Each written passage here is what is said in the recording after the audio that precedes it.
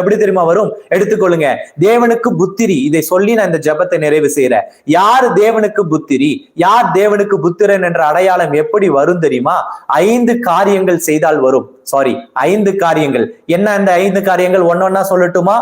உங்கள் சத்துருக்களை நேசியுங்கள். 1. முதல் காரியம் என்ன?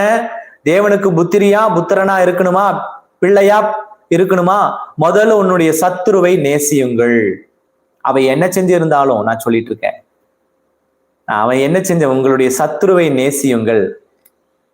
2வது, உங்களை சபிக்கிறவர்களை ஆசீர்வதியுங்கள். என்னங்க? 2வது, உங்களை சபிக்கிறவர்களை ஆசீர்வதியுங்கள். 3வது, உங்களை பகைக்கிறவர்களுக்கு நன்மை செய்யுங்கள். 3வது என்ன செய்யணுமா? உங்களை பகைக்கிறவர்களுக்கு நன்மை செய்யுங்கள். 4வது, உங்களை நிந்திக்கிறவர்களுக்காகவும் ஜெபம் பண்ணுங்கள். 4வது, உங்களை நிந்திக்கிறவர்களுக்காகவும் ஜெபம் பண்ணுங்கள். 5வது, உங்களை துன்பப்படுத்துகிறவர்களுக்காகவும் ஜெபம் பண்ணுங்கள்.